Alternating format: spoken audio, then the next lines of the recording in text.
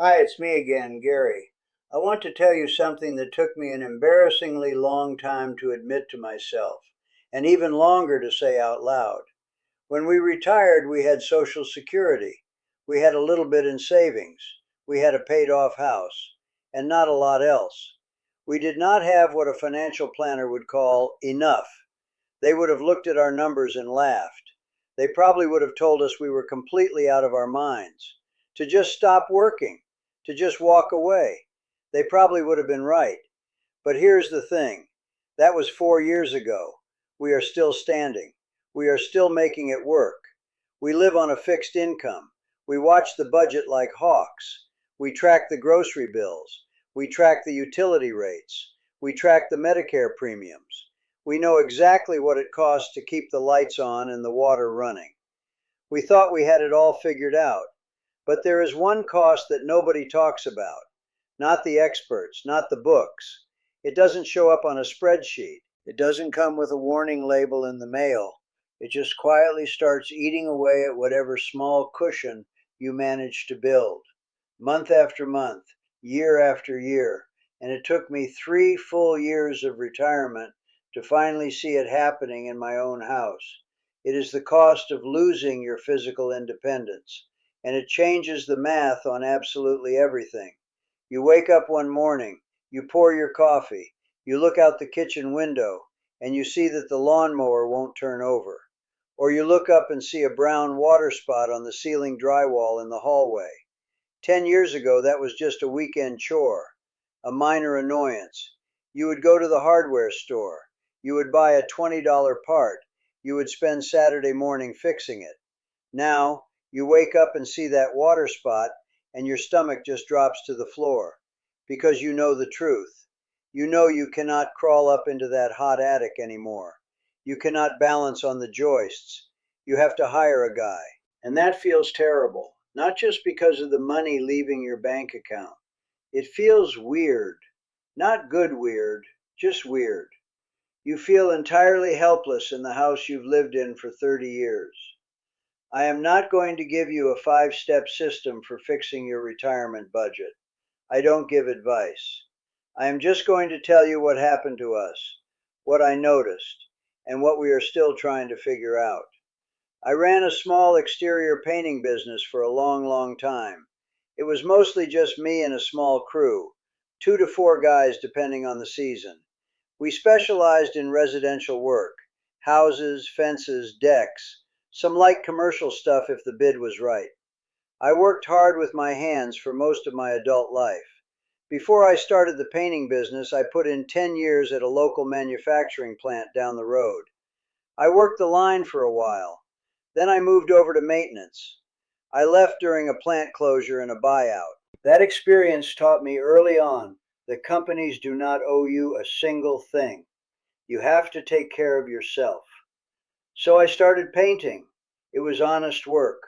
I was the kind of guy who took overtime when it was offered. I skipped vacation more often than I should have. We were never rich, solidly working class. Some years were pretty good. Some years were incredibly lean. But we raised a family on it. The one thing I always had was my ability to do the physical labor. If something broke at our house, I fixed it myself. I patched my own roof. I poured my own concrete walkway. I painted every single inch of our exterior trim. I thought that was just how life worked. You sweat and you save money. Then my knees started going. I was around 67. I couldn't be on the ladders the same way. I couldn't supervise a full crew anymore. Work got harder to bid. My main guy retired. I just didn't replace him. The business just sort of wound down. I didn't sell it. There was nothing to sell. I did not have a pension. No big 401k from the painting years. So I filed for Social Security. A neighbor told me to wait until 67. I listened to him. I am glad I did. Diane and I were at our regular diner one morning. Been going there for 20 years. She looked at me over her eggs and said she thought we should just be done. That was more or less it. No party, no countdown, just done. The income stopped.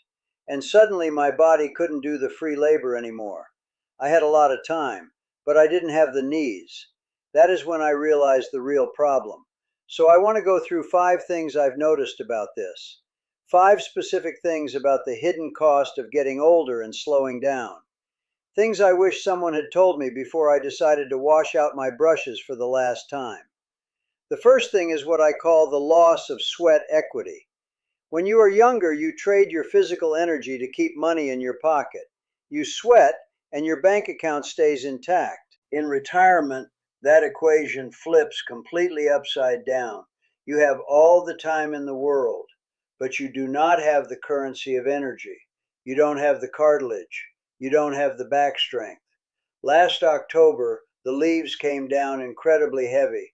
We have 2 massive oak trees in the front yard. The gutters were completely jammed up. We had a heavy rainstorm coming that weekend. I knew the water was going to back up under the shingles.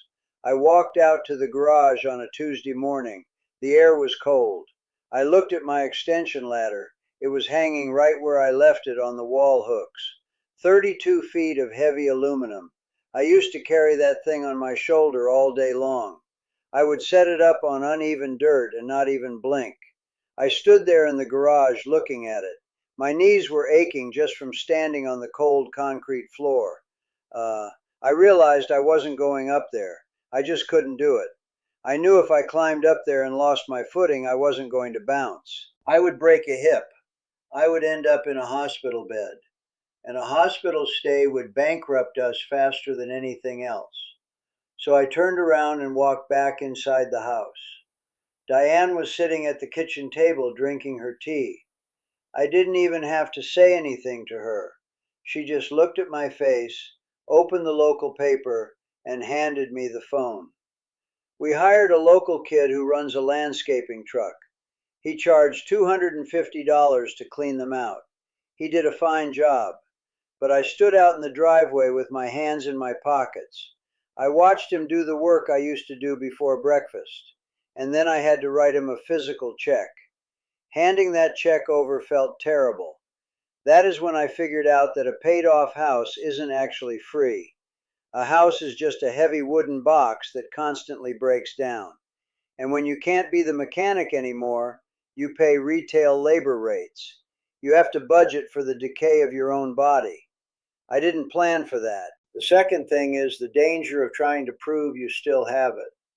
This one hurts to admit, because sometimes you refuse to pay that labor rate. You decide you are going to do the job yourself anyway, to save the money, or maybe just to prove a point to yourself. I bought a gas-powered pressure washer last spring. I had time on my hands. It was on sale at the big box store down the highway. I thought I would clean the north siding of the house myself, save us $300 or $400 on a professional crew. I drove down there, loaded this heavy box into the trunk, and drove home. I spent an hour in the driveway just getting it set up, yanking the pull cord over and over. My right shoulder hurt almost immediately. I finally got the engine running. It was incredibly loud. I stood out there blasting the vinyl siding with the wand. I wasn't paying close enough attention to what I was doing. My arms were getting tired. I used the wrong nozzle tip. The pressure was way too high. I stripped the top layer of paint right off the living room window trim, blasted a hole straight through the protective window screen, made an absolute mess of the whole exterior wall. I turned the machine off. The silence in the yard was heavy. I just stood there looking at the damage I had caused. $200 lesson. That's what I call it now. I spent $200 on the pressure washer itself. Then I had to call a professional contractor. I had to pay him $500 to come fix the trim and replace the torn screen. I tried to save $300 and it ended up costing me $700. Diane would tell you I was grumpy for a solid week after that. She wouldn't be wrong. I was furious with myself. I don't fully understand why it is so hard to let go of the tools. I really don't. But it is.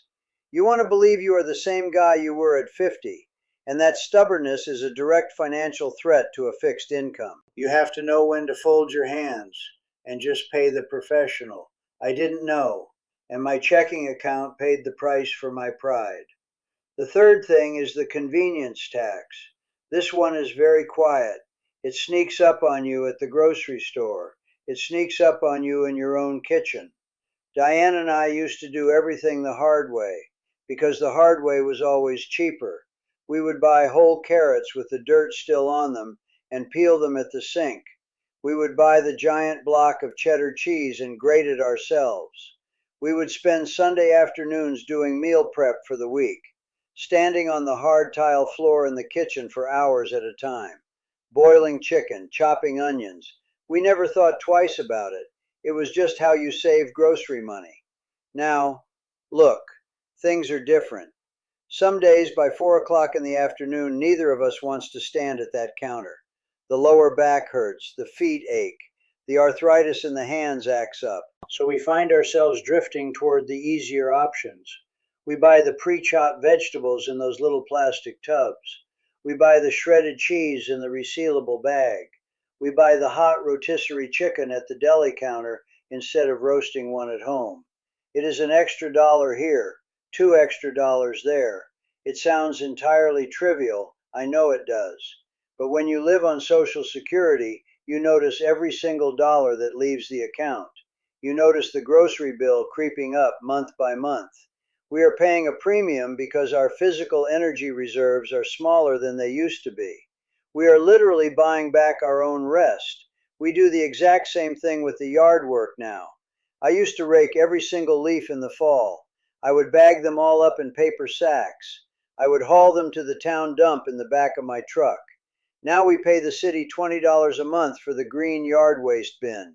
They come pick it up on Tuesdays. We pay for the automated car wash down on 4th Street. I used to get the soap bucket and the sponge out in the driveway on Saturday mornings. Not anymore. Bending over the hood of the car just isn't worth the soreness the next day. It is a convenience tax, and you don't factor it in when you are planning your retirement at 60. You just assume you will always have the energy to grate your own cheese and wash your own car. You won't, and those little convenience fees add up to hundreds of dollars a year. The fourth thing is the cost of practical health maintenance.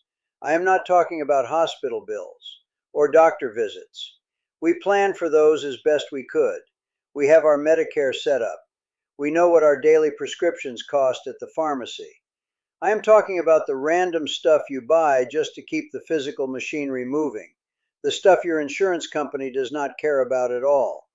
Diane is generally healthier than me. She would tell you that too if you asked her. She walks every single morning, has done it for years, around the neighborhood loop. I keep meaning to join her out there.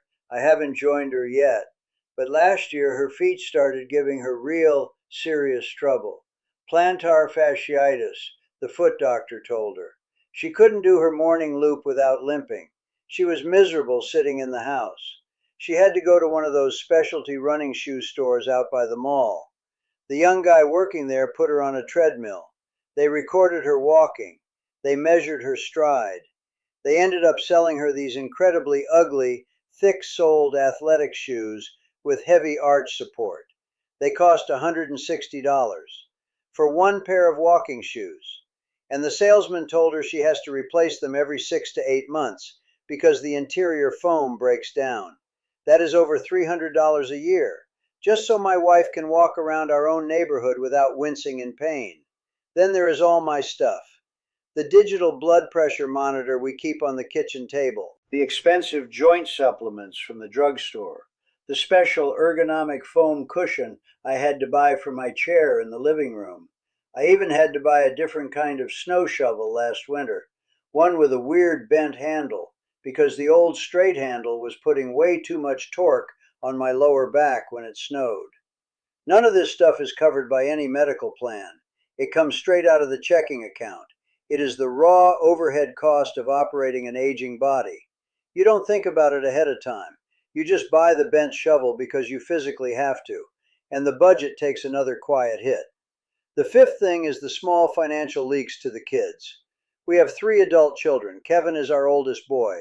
He is around 45 now, works a regular office job somewhere nearby. Our daughter Cheryl is the middle child. She lives a couple of hours away with her husband. and Todd is the youngest. He is 38. They are all completely out of the house. They have their own lives and their own problems. We are absolutely not supporting them financially. We couldn't afford to if we wanted to. But the reality is things happen. Life happens to them just like it happens to us. Todd had some major car trouble a few months back. His alternator completely died on him on the highway. He was short on cash before his next paycheck cleared. He did not ask me for the money. He is too proud for that. But we were talking on the phone on a Tuesday afternoon. I was sitting out on the porch. I could hear the absolute stress in his voice. He was talking about having to take the city bus to work, taking 2 separate transfers in the freezing cold. I sat there listening to him try to hold it together. I pulled up the bank app on my phone. I transferred him $300 right there from the porch. I told him to go get the car fixed and not to worry about paying me back. A certified financial expert would yell at me for doing that. They would say I am putting my own fixed income retirement at severe risk. And mathematically speaking, they are entirely correct. I know they are. But he is my son. You don't just stop being a father because you stop getting a weekly paycheck from a boss. The instinct to help doesn't retire. Then there are the grandkids, Kevin's kids. Braden is about 14 now.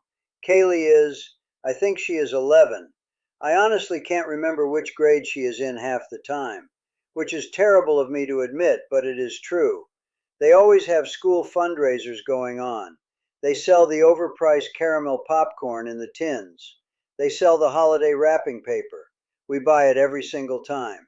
We slip them a $20 bill when they come over for Sunday dinner. It is never a massive, life-altering amount of money at one time. It is not going to bankrupt us in one single shot. But over the course of a 12-month year, it is a few $1,000s easily. Money that slowly leaks out of the budget. It is the cost of being involved in their lives, of being a halfway decent grandparent. You cannot put a neat line item in a spreadsheet for family love, but it costs real money anyway. I am not going to tell you it all worked out perfectly. It didn't. Some months are incredibly tight around here, tighter than I ever wanted them to be. Some days I look at the bank balance and I just stare at the wall. I wonder if we should have worked longer, if I should have just pushed through the severe knee pain for another 2 or 3 years to build up the savings. But mostly it is okay. We figured it out. We adjust our expectations. We eat a little more homemade soup in the winter. We drive the car a little less to save on gas. We are not eating cat food in the dark, but we are also not booking flights to Italy anytime soon. We are just living an ordinary life. It is harder than I thought it would be, but it is also quieter, more okay than I expected, honestly. And I think that is worth saying out loud. If any of this sounds like your situation, leave a comment down below. I read them. I really do read them all. Tell me how you are handling the unexpected physical costs of getting older. Specifically, what is the one household chore you finally had to break down and pay someone else to do this year? I find those answers much more useful than you would think. It helps to know you aren't the only guy out there writing the check. Stick around if you want more of this kind of talk. That is all I have got for you today. Take care of yourself out there.